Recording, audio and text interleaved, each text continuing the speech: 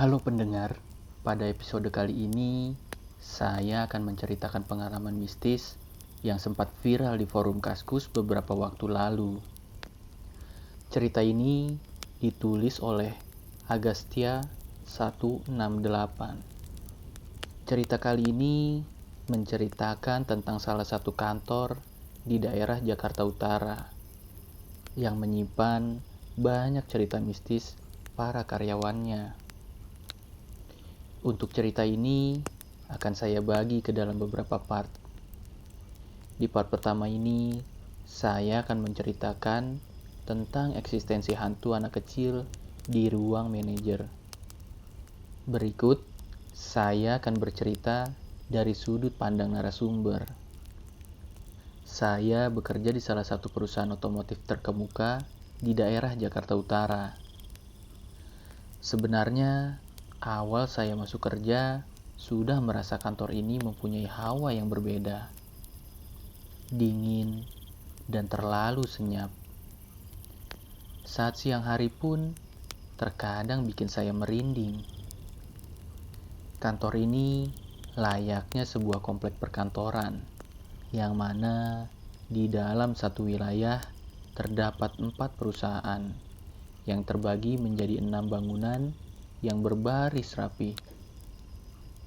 Kejadian ini saya alami sekitar tahun 2015. Waktu itu, karena ada deadline pekerjaan untuk akhir tahun, terpaksa saya harus masuk kerja di hari Minggu. Sebenarnya, saya agak berat hati masuk kantor di hari Minggu.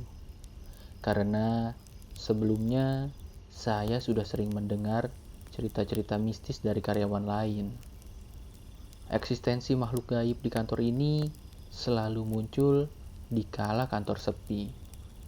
Baik itu pagi, siang, sore, ataupun malam. Rasanya tak kenal waktu. Rumah saya lumayan dekat dari kantor. Jadi, saya putuskan agak siangan berangkat ke kantornya. Minggu pagi, jam 9, saya sudah sampai di kantor. Ruangan kantor saya berada di lantai 2, gedung A. Gedung A adalah gedung paling pertama dari pintu masuk komplek perkantoran ini.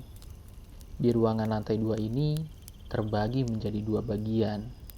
Bagian kanan dan kiri. Bagian kiri adalah ruangan khusus untuk direksi. Sedangkan ruangan sebelah kanan adalah ruangan untuk para manajer dan staf. Karena saya berstatus staf, maka saya masuk ke ruangan bagian kanan. Ruangan staf ini cukup besar dengan kubikel-kubikel meja kerja. Dan juga ada ruangan-ruangan sedang yang memang dikhususkan untuk beberapa manajer. Ukuran ruangan manajer tersebut kurang lebih 4 kali 4 meter yang disekat oleh kaca. Di ruangan ini, semua karyawan bisa saling melihat satu sama lain, termasuk manajer. Posisi meja saya agak masuk ke dalam, jauh dari pintu masuk bagian kanan. Tinggi kubikel tiap meja tidak terlalu tinggi. Mungkin setinggi leher saya ketika saya dalam posisi duduk. Jadi, saya masih bisa melihat seluruh bagian ruangan tanpa harus berdiri. Karena pada saat itu hari Minggu, alhasil karyawan yang masuk hanya saya saja. Dan di ruangan itu benar-benar hanya saya saja. Untuk security yang bertugas hanya ada di pos depan saja. Di lantai 2 tidak ada security yang berjaga. Dan kebiasaan saya kalau sedang kerja sendirian pasti selalu putar musik keras-keras supaya saya semakin semangat kerja dan pastinya supaya suasana tidak terlalu sepi. Saat saya sedang mengerjakan slide presentasi, saya merasa seperti ada yang memperhatikan saya dari kanan, arah ruang manajer. Awalnya, Saya berusaha tidak peduli dengan itu. Tapi lama-kelamaan, saya semakin penasaran. Alhasil, saya pun coba melihat ke ruangan manajer tersebut. Tapi tak ada orang atau apapun di sana. Karena tidak ada apa-apa, saya pun kembali melanjutkan pekerjaan saya. Tak lama kemudian, tiba-tiba ada suara keras seperti benda jatuh di ruangan yang saya curigai tadi. Saya kaget dan langsung melihat ke arah sumber suara. Dan ternyata benar, ada outener yang jatuh dari filing kabinet di ruangan tersebut. Secara logika, bagaimana benda sebesar itu bisa jatuh tanpa ada yang menyentuhnya? Kalaupun tertiup angin, sepertinya tidak mungkin. Saya pun menyimpulkan ada yang tidak beres di sini. Saya berusaha tidak peduli dengan benda jatuh itu. Saya pun mulai bekerja lagi. Setelah lumayan lama saya melanjutkan pekerjaan, tak ada bunyi-bunyi aneh atau gangguan lagi. Saya pikir semuanya sudah selesai. Saya mulai merasa tenang sekarang. Tapi ternyata saya salah. Beberapa saat kemudian, gangguan kembali datang. Kali ini, suara tawa anak kecil yang saya dengar. Suaranya samar-samar terdengar. Tapi yang jelas, anak kecil itu tertawa cekikikan, seperti sedang bercanda. Dan lagi-lagi, suara itu datang dari arah ruang manajer tadi. Jujur, untuk gangguan kali ini, saya sangat panik dan takut. Ada rasa penasaran untuk menengok ke sumber suara. Tapi beberapa kali saya urungkan, karena saya takut. Tapi suara itu tak kunjung hilang. Akhirnya, saya putuskan untuk menoleh ke arah ruang manajer tersebut. Kalian tahu apa yang saya temukan di ruangan manajer itu? Ya, saya menemukan sesosok anak kecil yang mengumpat di balik meja besar di dalam ruang manajer. Dia seperti sedang main petak umpet. Wajahnya hanya nongol sebatas mata saja di balik meja. Kemudian menghilang lagi ke arah bawah meja, sambil diiringi suara cekikikan khas tawa anak kecil. Saya makin panik. Ada rasa ingin pergi dari ruangan. Tapi kalau saya pergi dari ruangan, jalan satu-satunya saya harus melewati ruangan manajer tersebut.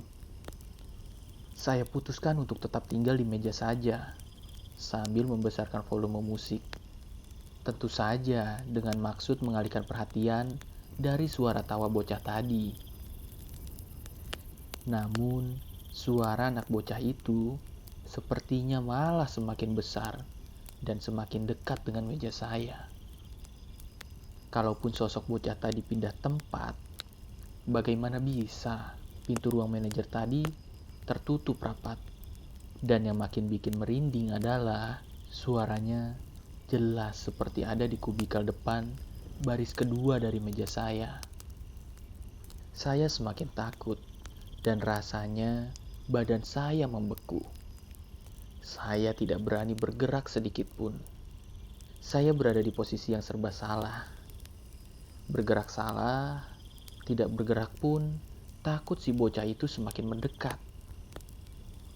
Dengan rasa penasaran dan sedikit takut, akhirnya saya putuskan untuk melihat ke sumber suara. Dan ternyata benar, si anak kecil itu sekarang berpindah tempat ke meja kubikal depan saya. Dan dia masih terus cekikikan. Saya bisa melihat sosoknya dengan jelas. Tubuhnya kecil, mungkin seusia 4-5 tahun. Anak laki-laki, mukanya sangat pucat. Rambutnya lurus sampai batas alis. Dan yang bikin saya takut, mata si anak kecil itu hitam. Tidak ada putihnya sama sekali. Tanpa menunggu kejadian lebih lanjut, saya langsung putuskan untuk kabur dari ruangan itu. Saya lari sekencang-kencangnya ke arah pintu. Di saat saya lari ke arah pintu, bocah itu tertawa semakin keras. Dan ada suara seperti orang melompat dari atas meja ke meja yang lainnya. Bocah itu seakan mengejar saya yang ketakutan. Saat saya sudah sampai pintu, saya baru ingat kartu akses pintu saya tertinggal di meja kerja saya. Saya bingung harus apa. Saya teriak pun tak akan ada yang dengar. Karena memang cuma saya saja di sana. Dengan sangat terpaksa, saya pun memutuskan untuk kembali ke meja kerja mengambil kartu akses. Dengan resiko pasti akan bertemu si bocah tadi. Dengan tarikan nafas panjang, saya beranikan diri berbalik badan untuk kembali ke meja. Ketika saya berbalik badan, saya tidak melihat anak kecil tadi. Ruangan pun sepi seketika. Memanfaatkan kesempatan ini, saya lari ke meja dan mengambil kartu akses. Setelah mendapatkan kartu akses, saya langsung kembali berlari ke arah pintu. Tapi karena bodohnya saya yang masih penasaran, saya mencari anak kecil itu ke segala sudut ruangan. Dan saya menemukannya. Sekarang, si bocah itu kembali ke ruang manajer yang tadi. Dan kali ini, sungguh hampir bikin saya pingsan di tempat. Si bocah itu saat ini sedang berdiri. Ya, berdiri. Tapi berdirinya terbalik. Kaki di atap ruangan dan kepalanya di bawah. Dia masih terus tertawa, seakan menertawakan saya yang makin ketakutan. Saya lihat dengan jelas, bocah itu pakai baju biru dan celana pendek merah, seperti celana anak SD. Selebihnya, saya tidak memperhatikan lebih detail, karena sudah kepalang takut. Akhirnya, saya berhasil keluar dari ruangan itu. Saya langsung lari menuju pos security. Sampai pos security, mereka bingung melihat saya lari-larian dari dalam ruangan dengan muka ketakutan. Dan saya pun menceritakan soal si bocah tadi. Kalian tahu apa jawaban mereka? Mereka menjawab dengan santainya. Itu mah udah biasa, Mas. Kita di sini sering banget ngelihat anak kecil itu ngelambain tangan dari dalam ruangan manajer itu. Seringnya sih pagi atau siang. Kalau malam justru nggak ada. Perlu saya jelaskan. Jadi dari pos security ini, jendela ruangan manajer itu bisa kelihatan dengan jelas. Saya sempat minta diantar security ke ruangan tadi untuk mengambil barang-barang saya yang ketinggalan. Tapi semua security tidak ada yang berani ke sana. Malahan, mereka menyarankan saya untuk tunggu sampai sore atau pulang dulu naik taksi atau ojek online. Karena memang tidak ada yang berani mengantar saya ke ruangan, saya putuskan untuk pulang dulu ke rumah pakai ojek online dengan uang pinjaman dari security. Pas sorenya, saya balik lagi ke kantor untuk mengambil barang-barang yang tertinggal dan ditemani security yang bertugas sore.